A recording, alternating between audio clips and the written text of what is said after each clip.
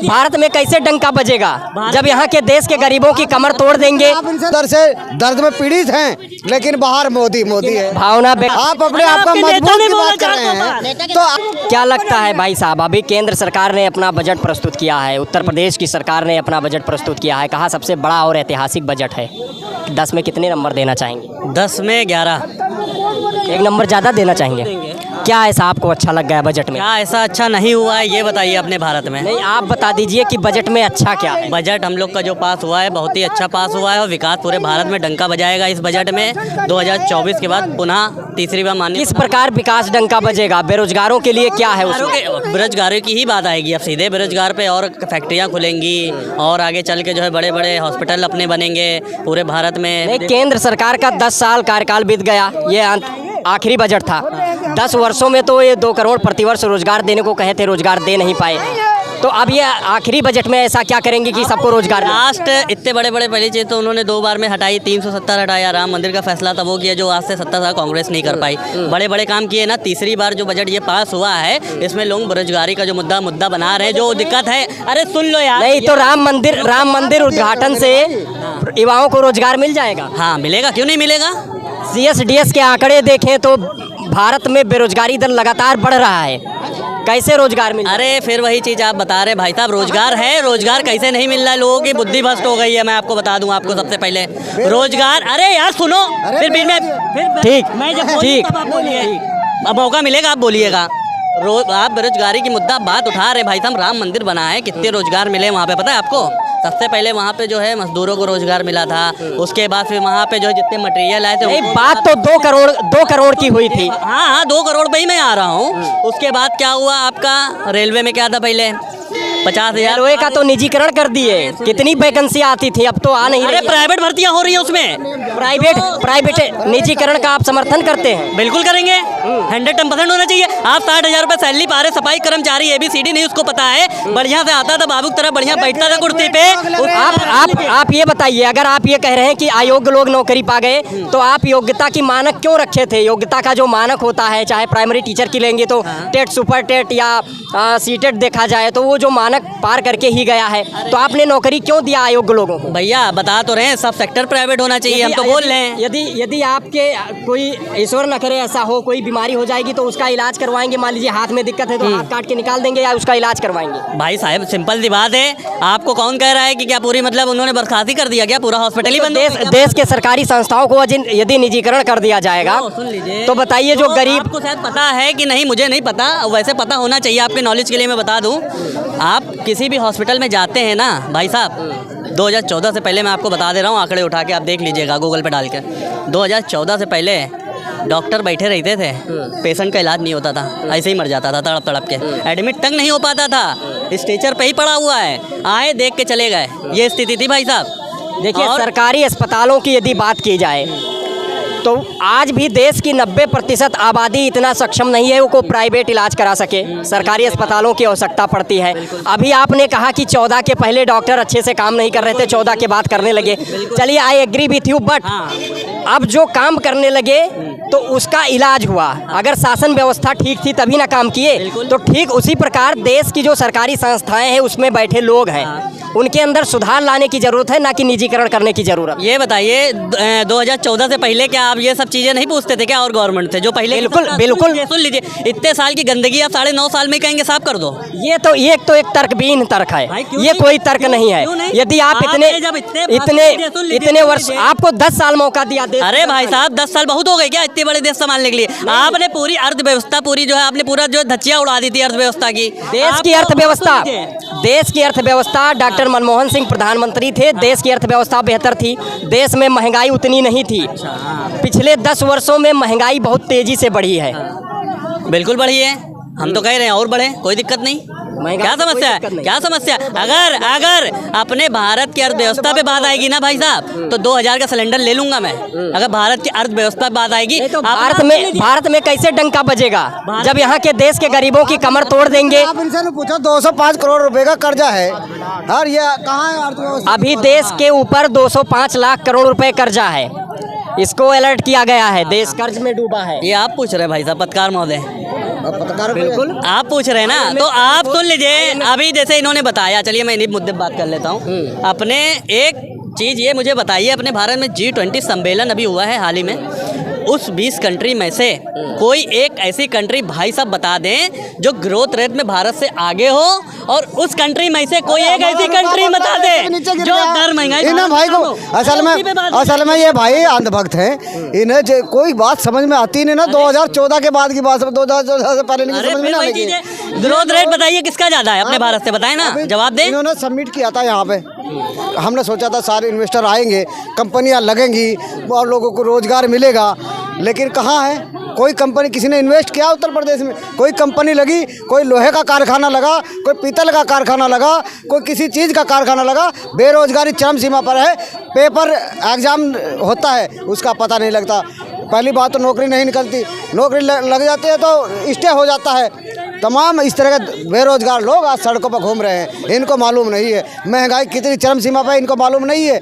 ये भाई साहब अंदर से दर्द में पीड़ित हैं, लेकिन बाहर मोदी मोदी है। भावना व्यक्त नहीं कर पा रहे हैं। अरे ये जो है आपको पीड़ा है, पीड़ा है आपको, अंदर से पीड़ा, पीड़ा। इनको है, दिल पे हाथ रख के कहिए। अरे लो भाई, बोल दे रहे हैं दिल पे हाथ रख के, क्या बात कर रहे हैं आप? अंधभक्त हैं। क्या बात कर रहे हैं? अरे हम अंधभक्त हैं, आप अंधभक्त हैं, अरे ये अंधभक्त हैं। अरे हम तो सच्चाई हाँ। कहना जानते हैं। अरे सच्चाई नहीं, हम तो सच्चाई- देखिए आप उत्तर सुन लीजिए, एक समय रहता था, मनमोहन सिंह जाते थे अपने भारत के बाहर विदेशों में जाते थे, तो उनको जो है अमेरिका मिलवाता कैसे था? ये किनारे खड़े हुए हैं। अरे सुनो यार, संता मनमोहन जैसा तुम्हारा उनकी फिर तारीफ कर रहा हूँ। वो बहुत ही काबिल प्रधानमंत्री थे, बहुत पढ़े लिखे थे, लेकिन उनको कठपुतली बना के किसने रखा? पूछे कठपुतली किसने बना के रखा? आज कठपुतली। आज भी आज मनमोहन किसे सिंह की तारीफ करता हूँ। आज- आज से बढ़िया नेता प्रधानमंत्री कोई नहीं था, पूरा देश आप लेकिन लोगों ने वो जो है कठपुतली बना दिया। कठपुतली बना के रखा था। अरे यार शर्म आनी आज चाहिए पूरा तुमको। देश तुमको भारतीय शर्म आनी जनता चाहिए पार्टी भाई। ने कठपुतली बना कर रख दिया। ये वही महिला तो हो, है। किसान हो, अपनी चीज़ों पे मजदूर जो है हो, बिल्कुल एक सब रेहड़ी वाले हो, ये छोटे इसी व्यापारी तरीके हो, से रहोगे। सब परेशान है। आज ये कहते हैं 400 पार, ये ये 400 हम नहीं, पार। खड़गे जी भी कह रहे 400 पार। ये देश के प्रधानमंत्री ने कहा अरे है। उन खड़गे जी ने भी बोला 400 पार। 400 पार की बात कर क्या रहे बात कर रहे हैं हैं आप? अपने अरे आप का आपके नेता मजबूत ने की बोला बात कर रहे 400 हैं, पार। तो आप हाँ, दूसरे राज्य इंडिया अध्यक्ष गठबंधन में फूट डालने की क्यों बात कर रहे हैं? लेकिन बीजेपी किन मुद्दों को लेकर 2024 में जनता के बीच में जाए? राम मंदिर सुन लीजिए, राम मंदिर, सबसे बड़ा मुद्दा, समझ आप ना, राम मंदिर। महंगाई, बेरोजगारी, भ्रष्टाचार। महंगाई कभी कोई कंट्रोल नहीं कर सकता, जहाँ जितना बड़ा टुर्रम खा जाए। एक कहने को है राम मंदिर। राम मंदिर अगर कांग्रेस ने भी बनाया होता या समाजवादी या कोई अन्य दल ने बनाया होता ना, तो हम आपके सामने आज उसका ही नाम ले रहे होते हैं। तो ये तो सुप्रीम कोर्ट के निर्देश पर बना है, देखिए और देश का प्रधानमंत्री भारत का संविधान का शपथ लेता है। सुप्रीम कोर्ट राम मंदिर के मुद्दे को पहले भी कई सरकारें रही उत्तर प्रदेश में, उनसे कहा गया कि यदि हम इस मुद्दे को हल कर दें तो क्या सरकार संभाल लेगी सब कुछ, तो किसी सरकार ने हाथ नहीं डाला था। उसका कारण था, उसका कारण देखिए, मैं लाइव चल रहा हूँ, मैं बोलूँगा नहीं, उसका कारण मुद्दा हुआ है भाई साहब। देखिए इसमें किसी भी कोई भी धर्म को किसी भी कुछ भी नहीं करना चाहिए। ये देखिए एक बात बताइए, चलिए, राम मंदिर बन गया, बधाई के पात्र हैं, सभी ने धन्यवाद दिया, सभी ने बधाई दिया, लेकिन जो देश के वास्तविक मुद्दे हैं, एक चुनी हुई सरकार का काम केवल मंदिर बनाना नहीं होता है, एक चुनी हुई सरकार का काम शिक्षा, स्वास्थ्य, रोजगार पर भी करना होता है। मैं समझ रहा हूँ। क्योंकि आज देश का प्रधानमंत्री यदि हिंदू है तो वो मंदिर बनाए, कल कोई और होगा, कोई बौद्ध विहार बनाए, कोई चर्च बनाए, कोई मस्जिद बनाए, तो एक चुनी हुई सरकार का काम तो ये है। पहले तो मैं आपको एक बात से आश्वस्त कर देना चाहता हूँ कि प्रधानमंत्री तो बनेगा तो भारतीय जनता पार्टी का ही बनेगा। इसको आप लोग सुन लीजिए पहले, मतलब ये सब भी जानते हैं, आप भी जानते हैं, हम भी। वो 100 साल के लिए वो रिजर्व हो गए हैं। देखिए विपक्ष नहीं होगा, बनारस हारने जा रहे हैं। बनारस भी हारने जा रहे हैं भाई। अभी देखिए, दो गुजराती दोनों बाहर जा रहे हैं। अभी बहुत सही इन्होंने बोला, सुन लीजिएगा फिर बोलिएगा, फिर आपको मौका मिलेगा। सुन लीजिए, अभी माननीय राहुल गांधी जी लेके आए थे सबसे पहले भारत जोड़ो यात्रा। उनको खुद को नहीं भारत पता। जोड़ो न्याय यात्रा। सुन लीजिए पत्रकार महोदय, सुन लीजिए, ईमानदार पत्रकार है, मैं आपकी बहुत ही, अरे सुन लीजिए, अरे यार सुनोगे तुम, अकेले की बात करते, दूसरे की तो सुन अरे लो। तू सुनो ना, मेरे बात जवाब लो। आप दूसरे से अभी सुनो। जो है राहुल गांधी जी लेके आए थे भारत जोड़ो यात्रा, उनको खुद को नहीं पता कि भारत तोड़ा किसने था, वो लेके निकला है भारत जोड़ो यात्रा। और सुनिए, अब जो है देखिए, चमचे को बुरा देखिए कितना लग रहा है। इतने इन्होंने SC ST को एक तरफ रख दिया। जब ये सब हिंदुओं की बात करते हैं, देखिए, आप बम्बई से एक हीरोइन को जो नाचने गाने का काम करती है उसे राम मंदिर का निमंत्रण देते हैं। भारत की प्रथम राष्ट्रपति है, प्रथम महिला है राष्ट्रपति, दलित है, उसे निमंत्रण इन्होंने नहीं दिया क्योंकि वो दलित है। इनके अंदर इतना जहर है, दूसरे धर्म के प्रति नफरत आपको पैदा निमंत्रण करने। गया था, आपने क्यों मना कर दिया? आपके यहाँ गया था, आपके ने हमारी आस्था क्यों करेंगे? क्यों? अरे हम धर्म आपकी आस्था है ही नहीं, कहने से आपकी जाएंगे? आस्था है ही नहीं। तुम्हारे जब कहने से जब जाएंगे? जब नहीं, यदि आप कह रहे हैं कि कांग्रेस की आस्था नहीं है, हाँ बिल्कुल नहीं है, तो मैं सबसे फिर बोल रहा हूँ। सबसे राम मंदिर का पहले ताला राजीव गांधी ने खुलवाया और हिंदुत्व की राजनीति कांग्रेस भी करती रही है। तो आप कैसे कह सकते हैं कि कांग्रेस राम में आस्था ये नहीं रखती? बताइए, सबसे पहले मैं जो आपके चैनल के माध्यम से मैं बता दूं कि सोनिया गांधी और कपिल सिब्बल कहते थे कि राम एक काल्पनिक है। वो बीजेपी, देखिए सुन राम लीजिए, सुन राम लीजिए, मंदिर का फिर वही चीज़ मैं है। आप सुनिए, पूरी बात सुन लीजिए, उसके बाद आप बोलिएगा। सोनिया गांधी जी ने बोला, कपिल सिब्बल ने बोला कि राम एक काल्पनिक हैं। जब राम एक काल्पनिक हैं तो आपकी श्रद्धा कहाँ है मंदिर राम जी में? क्लियर हो गई। रही बात, आपके चैनल के माध्यम से मैं बता दे रहा हूँ, बहुत बड़ी बात बोलने जा रहा हूँ, इसको आप चलाइएगा जरूर पत्रकार महोदय, अगर आप ईमानदार होंगे तो। बिल्कुल। सबसे पहले जब अपने राम जी में और रावण में जब युद्ध हुआ था, जब राम जी लीला करते हुए जब आ रहे थे तो रावणी सेना को नहीं पता था कि ये भगवान है। अगर उनको ये चीज़ पता होती तो उनको युद्ध थोड़ी ना करते, जाके उनसे आशीर्वाद लेते। और वैसे ही हम 2 सीट वाले राम मंदिर के पक्ष में खड़े हुए थे और ये 400 सीट वाले रावणी सेना की तरीके विरोध में खड़े हुए थे कि राम मंदिर वहाँ पे है ही नहीं। और जब ये 400 से सीधे 40 पे आ गए तब इनको पता लगा कि ये भगवान है, तब इनको पता लग रहा है। और चलिए, उसके बाद क्या लगता है 2024 में क्या मुद्दा हो सकता है? 2024 में हिंदुत्व का मुद्दा रहेगा, क्योंकि जो अम्बेडकरवाद का डंका बजा रहे थे। देश का संविधान तो धर्मनिरपेक्षता की बात करता है, समाजवाद की बात करता है, तो हिंदुत्व का मुद्दा कैसे होगा? देखिए, आप समाजवाद की बात कर रहे हैं, जो अम्बेडकरवाद का डंका बजाए, चाहे वो समाजवाद का डंका बजाए, चाहे नेहरू गांधी का डंका बजाए, वही लोग आज हिंदुत्व का डंका बजा रहे हैं। तो हिंदुत्व ही का सरकार आएगी, क्योंकि सर्टिफिकेट हिंदुत्व का एक ही जगह मिलता है, बाकी हर जगह नहीं मिलता। बीजेपी में बीजेपी में मिलता है हिंदुत्व का सर्टिफिकेट। और यही लोग जो डंका बजाने वाले लोग हैं, चाहे समाजवाद का हो, चाहे अम्बेडकरवाद का हो, चाहे गांधी नेहरू का हो, सबके सब तो आज बीजेपी में है। तो कैसे बीजेपी को हरा पाएंगे आप? आपके पास ईवीएम भी है, आपके पास बीएलओ भी है। बीएलओ एक बूथ पे 100 वोट काट रहा है। अभी एक रिपोर्ट आई है कि लगभग उत्तर प्रदेश में 1 करोड़ से ऊपर वोट कट गया है। तो आप कैसे जीत पाएंगे? आप गठबंधन करके कैसे जीत पाएंगे? हमारा वोट आपके एंटी बीजेपी वोट तो काट दिया जाएगा, आप कैसे जीतेंगे? एक लोकसभा में कम से कम 1 लाख वोट काट दिया जाएगा, आप कहाँ से जीत पाएंगे? आप गठबंधन करते रहिए, जैन चौधरी को पकड़ लीजिए, कांग्रेस को पकड़ लीजिए, सबको पकड़ लीजिए, लेकिन वोट हम देंगे ना। हमारा वोटर लिस्ट में नाम ही नहीं होगा तो हम वोट आपको कैसे देंगे? अगर लोकतंत्र होता तो मेरा वोट रहता। वोट काटा क्यों जाएगा? कट क्यों रहा? 1 करोड़ 20 लाख उत्तर प्रदेश से वोट कटा। एक रिपोर्ट आई है, जो पिछली बार वोटर थे, और जो कि वोटर बढ़ना चाहिए, बूथों पर वोटर कम हो रहे हैं, क्योंकि बीएलओ को मालूम है कौन सा वोटर किस पार्टी के पक्ष में वोट करेगा, किस बात पर वोट करेगा। हमारा वोट काट दिया गया है, हमारा वोट काट दिया जाए। वोट आपका काट दिया? काट दिया गया। हमने चुनाव आयोग है ना, जो राजीव कुमार साहब, उनको लिख दिया है, राष्ट्र लिख दिया है, राहुल लिख दिया है कि मेरा वोट काट दी। बताइए वोट कहाँ है? मैं वोट काटे जा रहे हैं। जो एंटी बीजेपी है, बीएलओ उनको रखा गया है, जो संघ की विचारधारा के बीएलओ हैं, और वो जानबूझ के वोट काट रहे हैं। बीएलओ को सरकार पैसा देती है, सरकार के हिसाब से काम करेंगे।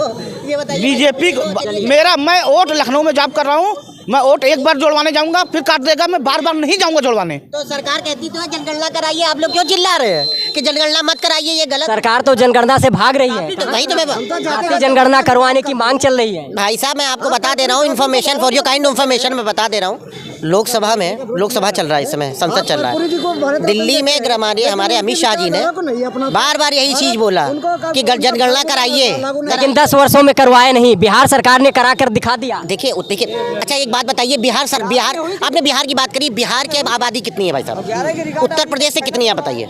नहीं, शेड्यूल कास्ट का शेड्यूल ट्राइब का जाति गणना हो सकता है। मेरी बात तो सुनिए, मैं आपकी बात पे एकदम संतुष्ट हूँ, लेकिन आप मेरी बात को भी मैं आप संतुष्ट करा दूंगा।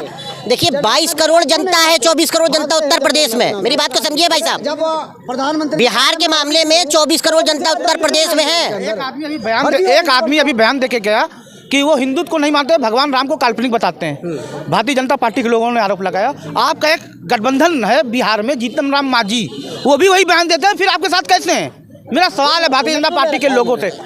जब जीतन राम मांझी कहते हैं भगवान काल्पनिक है, तो आपने उन्हें गले लगा, क्योंकि ये ऐसा अरे नहीं, ये जो है ना, चाहे भ्रष्टाचारी हो, चाहे लुटेरा हो, चोर हो, बलात्कारी हो, बस केवल भाजपा में आ जाओ तो निर्मा की तरह साफ हो जाएगा। बिल्कुल। चलिए, बहुत शुक्रिया हमारे साथ बातचीत करने के लिए। क्या कुछ कहना चाह रहे हैं? जो सरकार बनी भाजपा की, उसके दो कारण हैं। जो राजीव कुमार साहब हैं, जो चुनाव आयोग के आयुक्त के कारण, और ईवीएम के कारण, ये दोनों गड़बड़ी कारण द्वारा गवर्नमेंट बनी भाजपा की। और 4 सफार जो बोल रहे हैं उसी बोल रहे हैं, ईवीएम के दम पर, राजीव कुमार साहब के दम पर। चलिए, बहुत शुक्रिया हमारे साथ बातचीत करने के लिए। यहाँ पर लोगों का कहना है कि चुनाव आयोग की निष्पक्षता पे प्रश्न चिन्ह लग रहा है, ईवीएम पर प्रश्न चिन्ह लग रहा है। तमाम वो मुद्दे थे जो लोगों ने रखे। इस विषय पर आप सभी लोगों की क्या प्रतिक्रिया है? आप अपनी प्रतिक्रिया कमेंट बॉक्स के माध्यम से अवश्य दें। अक्षय की रिपोर्ट, कैमरे के पीछे शैलेंद्र हैं।